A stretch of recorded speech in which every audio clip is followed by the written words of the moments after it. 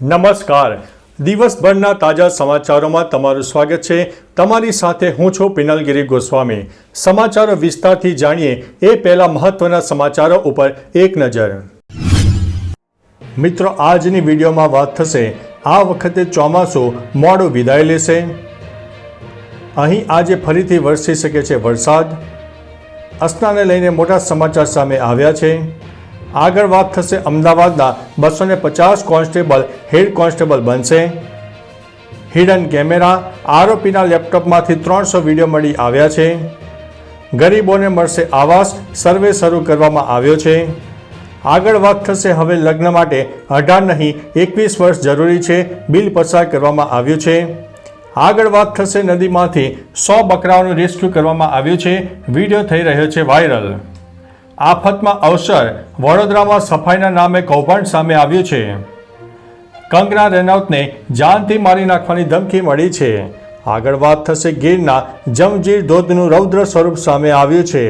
ત્યારે વાત થશે યુવકને ચોર સમજીને કારના બોનેટ સાથે બાંધીને જાહેરમાં તેને ફેરવવામાં આવ્યો હતો. ત્યારે આગળ વાત થશે ચાદરની જેમ ડામર પણ ઉખડી ગયા હતા. ભ્રષ્ટાચારના પુરાવા અત્યારે દેખાઈ રહ્યા છે. ત્યારે આગળના સમાચારમાં વાત થશે મહારાષ્ટ્રમાં 1 સપ્ટેમ્બરથી જૂતા મારો અભિયાન શરૂ કરવામાં આવશે. મિત્રો, હવે સમાચારો વિસ્તારથી. મહારાષ્ટ્રના સિંધુદુર્ગમાં છત્રપતિ શિવાજીની પ્રતિમા પડી જવાના મુદ્દે રાજકારણ ગરમાયું છે. શિવસેના ઉદ્ધવ ઠાકોરે 1 સપ્ટેમ્બરથી મહારાષ્ટ્રમાં સરકાર વિરુદ્ધ જૂતા મારો અભિયાન શરૂ કરવાની જાહેરાત કરી છે. ઉલ્લેખનીય છે કે વડાપ્રધાન નરેન્દ્રભાઈ મોદી મહારાષ્ટ્રમાં જાહેર સભામાં શિવાજીની પ્રતિમા પડવા મુદ્દે માફી માંગી છે. આ પહેલા સીએમ એકનાથ શિંદે, અજીત પવાર અને ફડણવીસ પણ માફી માંગી ચૂક્યા છે. મિત્રો, અન્ય મહત્વના સમાચારની વાત કરીએ તો ચાદરની જેમ ડામર ઉખડ્યો, ભ્રષ્ટાચારના પુરાવા જોવા મળ્યા છે. ભારે વરસાદના કારણે લોકો હેરાન તો થયા છે, પરંતુ સાથે સાથે તંત્રના ભ્રષ્ટાચારની પોલ પણ ખોલી નાખી છે. વડોદરાથી સ્ટેચ્યુ ઓફ યુનિટી જતા રસ્તાની હાલત જોઈને તેનો અંદાજ આવી જાય છે. આ 19 કિલોમીટર લાંબો રસ્તો મે 2024માં 70 કરોડના ખર્ચે બનાવવામાં આવ્યો હતો અને તેનો કોન્ટ્રાક્ટ વડોદરાના શિવમ કન્સ્ટ્રક્શનને આપવામાં આવ્યો હતો. ચાદરની જેમ તેમાંથી ડામર ઉખડી રહ્યો છે, જે દેશભરમાં ચર્ચાનું કેન્દ્ર બની રહ્યો છે. મિત્રો, અન્ય મહત્વના સમાચારની વાત કરીએ તો યુવકને ચોર સમજીને કારના બોનેટ સાથે બાંધીને જાહેરમાં ફેરવ્યો. પંચમહાલના કંકુ થાંભલા ગામનો એક વિડીયો વાયરલ થઈ રહ્યો છે. આ વિડીયોમાં ચોરી કરતા યુવકને મેથી પાક ચખાડીને કારના બોનેટ પર બાંધ્યો હોય તેમ દેખાઈ રહ્યું હતું. સામે આવેલી માહિતી અનુસાર માત્ર 30 રૂપિયા જેટલી નજીવી રકમ માટે દુકાનદારે યુવકને ચોર સમજીને કારના બોનેટ સાથેને બાંધીને જાહેરમાં ફેરવ્યો હતો. એટલું જ નહીં, ઢોર માર મારીને અમાનવીય વર્તન પણ કર્યું હતું. મિત્રો, અન્ય મહત્વના સમાચારની વાત કરીએ તો ગીરના જમજીર ધોધનું રૌદ્ર સ્વરૂપ સામે આવ્યું છે. સિંગોડા ડેમના દરવાજા ખોલાતા જમજીર ધોધમાં પાણીનો પ્રવાહ વધ્યો છે. જમજીર ધોધના રૌદ્ર સ્વરૂપનો વિડીયો પણ સામે આવ્યો છે. સિંગોડા ડેમના 3 દરવાજા 0.60 મીટર ખોલવામાં આવ્યા છે. તેથી 12 જેટલા ગામડાઓને એલર્ટ કરી દેવામાં આવ્યા છે. સિંગોડા ડેમના દરવાજા ખોલાતા જમજીર ધોધમાં પાણીનો પ્રવાહ વધ્યો છે, જેથી ગીર સોમનાથના જમજીર ધોધનું રૌદ્ર સ્વરૂપ સામે આવ્યું છે. મિત્રો, અન્ય મહત્વના સમાચારની વાત કરીએ તો કંગના રનૌતને જાનથી મારી નાખવાની ધમકી મળી છે. કંગના રનૌતની ફિલ્મ ઇમરજન્સી રિલીઝ પહેલા જ વિવાદોમાં ફસાયેલી છે. હવે આ અભિનેત્રીએ આ અંગે મોટું નિવેદન આપ્યું છે. તેણે કહ્યું છે કે અત્યારે અમને જાનથી મારી નાખવાની ધમકીઓ મળી રહી છે. આ ઉપરાંત સેન્સરને ઘણી ધમકીઓ પણ મળી રહી છે, જે બાદ અમારા પર શ્રીમતી ગાંધીની હત્યા ન બતાવવાનું દબાણ છે. પંજાબના દંગા પણ ન બતાવો. જો ફિલ્મ રિલીઝ રોકવામાં આવશે તો હું કોર્ટમાં જઈશ તેવું તેમણે જણાવ્યું છે. મિત્રો, અન્ય મહત્વના સમાચારની વાત કરીએ તો આફતમાં અવસર, વડોદરામાં સફાઈના નામે કૌભાંડ સામે આવ્યું છે. વડોદરામાં પૂરના પાણી ઓસર્યા બાદ હવે સફાઈ કામગીરી શરૂ થઈ છે. અમદાવાદ અને સુરતની ટીમો વડોદરામાં સફાઈ માટે આવશે તેવી વાત હતી. જોકે કોન્ટ્રાક્ટરોએ આ આફતમાં પણ અવસર શોધ્યો છે. મીડિયાના રિપોર્ટ પ્રમાણે વડોદરામાં સફાઈના નામે કૌભાંડ સામે આવ્યું છે. વડોદરાના જ લોકોને એએમસીના જેકેટ પહેરાવીને કામે લગાડ્યા છે, જેનો રિપોર્ટ સામે આવ્યા બાદ અનેક સવાલો ઊભા થયા છે. મિત્રો, અન્ય મહત્વના સમાચારની વાત કરીએ તો નદીમાંથી 100 બકરાઓનું રેસ્ક્યુ કરવામાં આવ્યું છે. રાજસ્થાનના સિરોહી જિલ્લાનો એક વિડીયો વાયરલ થઈ રહ્યો છે, જેમાં ગામના લોકો પાણીના ધસમસતા પ્રવાહ વચ્ચેથી બકરાઓનું રેસ્ક્યુ કરી રહ્યા હતા. મળતી માહિતી પ્રમાણે ભારે વરસાદને કારણે આવેલા પૂરમાં 100 જેટલી બકરીઓ સામે કાંઠે ફસાઈ ગઈ હતી. ત્યારબાદ ગામ લોકોએ લાઈન બનાવીને બકરાઓનું રેસ્ક્યુ કર્યું હતું. મિત્રો, અન્ય મહત્વના સમાચારની વાત કરીએ તો હવે લગ્ન માટે 18 નહીં 21 વર્ષ જરૂરી છે. બિલ પસાર કરવામાં આવ્યું છે. હિમાચલ પ્રદેશ છોકરીઓ માટે લગ્નની વય મર્યાદા 18થી વધારીને 21 વર્ષની કરનારું પ્રથમ રાજ્ય બનશે. આ અંગેનું બિલ વિધાનસભામાં પસાર કરી દીધું છે. આ બિલને હવે રાજ્યપાલની મંજૂરી માટે મોકલાશે.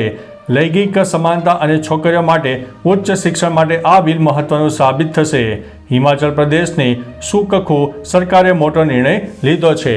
મિત્રો, અન્ય મહત્વના સમાચારની વાત કરીએ તો ગરીબોને મળશે આવાસ. સર્વે શરૂ કરવામાં આવ્યો છે. દેશમાં ઘર વિહોણા લોકો માટે સારા સમાચાર સામે આવ્યા છે. વર્ષ 2024-25થી 2028-29 દરમિયાન પ્રધાનમંત્રી આવાસ યોજના ગ્રામ્યમાં યોજના અમલીકરણ સંદર્ભે પંચાયત અને ગ્રામ વિકાસ દ્વારા તમામ જિલ્લા પંચાયતોના મુખ્ય કાર્યકારી અધિકારીઓને સર્વે કરવા સૂચના આપવામાં આવી છે. વિકાસ કમિશનરે તમામ સફાઈ કર્મીઓ ઉપરાંત સીઈઓને પીએમ આવાસ યોજના ગ્રામીણ પ્લસની યાદીનો સર્વે કરવા માટે દરેક જિલ્લા અને પંચાયતમાં સર્વેયરોની નોંધણી કરાવવા જણાવ્યું છે. મિત્રો, અન્ય મહત્વના સમાચારની વાત કરીએ તો હિડન કેમેરા. આરોપીના લેપટોપમાંથી 300 વિડીયો મળી આવ્યા છે. આંધ્રપ્રદેશના કૃષ્ણા જિલ્લામાં આવેલી એક એન્જિનિયરિંગ કોલેજની ગર્લ્સ હોસ્ટેલના બાથરૂમમાંથી હિડન કેમેરા મળતા વિવાદ થયો છે. આ મામલે નવો ખુલાસો થયો છે. પોલીસે એક આરોપીની ઓળખ કરી છે. એટલું જ નહીં, તેના લેપટોપમાંથી 300 જેટલા વિડીયો પણ મળી આવ્યા છે. પોલીસને શક છે કે તેણે આ વિડીયો તેના સાથી વિદ્યાર્થીઓને વેચ્યા હતા. મિત્રો, અન્ય મહત્વના સમાચારની વાત કરીએ તો અમદાવાદના 250 કોન્સ્ટેબલ હેડ કોન્સ્ટેબલ બનશે. અમદાવાદ શહેરમાં એક નવીન પહેલ શરૂ કરવામાં આવશે, જેમાં પોલીસ કોન્સ્ટેબલથી પ્રમોશન મેળવીને હેડ કોન્સ્ટેબલ બનનારા કર્મીને ઉચ્ચ અધિકારીઓની હાજરીમાં પ્રમોશનનો બેઝ ડીએસપી. એટલું જ નહીં, આ સમયે તેમના પરિવારજનોને પણ સાથે રાખવામાં આવશે. આ સમય પોલીસકર્મી માટે જીવનનો સૌથી યાદગાર પ્રસંગ બની રહેશે. મિત્રો, અન્ય મહત્વના સમાચારની વાત કરીએ તો અસનાને લઈને મોટા સમાચાર સામે આવ્યા છે. મળતી માહિતી અનુસાર ચક્રવાતી તોફાન અસના ઓમાન તરફ આગળ વધી ગયું છે. નોંધવા જેવી બાબત તો એ છે કે ગુજરાતના માથેથી આ વાવાઝોડાનો ખતરો સંપૂર્ણપણે ટળી ગયો છે, પરંતુ ઘણા વિસ્તારોમાં પાણી હજુ પણ જોવા મળી રહ્યું છે. જો કે કચ્છમાં ચક્રવાતની વધુ ગંભીર અસર થઈ નથી, પરંતુ ભારે વરસાદને કારણે અનેક શહેરો અને ગામોમાં પાણી ભરાઈ ગયા છે અને ઠેર ઠેર જનજીવન પણ અસ્તવ્યસ્ત બન્યું છે. મિત્રો, અન્ય મહત્વના સમાચારની વાત કરીએ તો હજુ પણ ગુજરાતમાં સામાન્ય વરસાદની આગાહી વ્યક્ત કરવામાં આવી છે. ગુજરાતમાં વાવાઝોડાનો ખતરો તો ટળી ગયો છે. જો કે હવામાન વિભાગે હજુ પણ અનેક વિસ્તારોમાં હળવા મધ્યમ વરસાદની શક્યતા વર્ણવી છે, જેમાં ખાસ કરીને કચ્છ, દેવભૂમિ દ્વારકા, અરવલ્લી, મહીસાગર, ખેડા, પંચમહાલ, દાહોદ, ડાંગ અને છોટાઉદેપુર સામેલ છે. નોંધનીય છે કે આજથી ગુજરાતમાં ફરીથી વરસાદનો વધુ એક રાઉન્ડ શરૂ થવાની આગાહી હવામાન વિભાગે વ્યક્ત કરી છે. દરમિયાન મધ્યમથી ભારે વરસાદ હવે પડવાનો છે. મિત્રો, અન્ય મહત્વના સમાચારની વાત કરીએ તો આ વર્ષે ચોમાસું મોડો વિદાય લેશે. હવામાન શાસ્ત્રીઓનું માનવું છે કે આ વખતે લો પ્રેશર સિસ્ટમની રચનાને કારણે ચોમાસાની વિદાયમાં વિલંબ થશે. ચોમાસાની વિદાય સપ્ટેમ્બરના અંત સુધી અથવા તો ઓક્ટોબર સુધી જઈ શકે છે, જેના કારણે ખરીફ પાકને નુકસાન થઈ શકે છે. ચોખા, કપાસ, સોયાબીન, મકાઈ અને કઠોળની લણણી સપ્ટેમ્બરના મધ્યમાં થાય છે. વરસાદને કારણે લણણીને અસર થશે, તેમજ જમીનમાં ભેજ હોવાથી રવિ પાકની વાવણી પણ સારી રહેશે. તો ચાલો મિત્રો, ફરીથી દેશ અને દુનિયાના સુપરફાસ્ટ સમાચાર લઈને મળતા રહીશો. ત્યાં સુધી અમને રજા આપશો. નમસ્તે.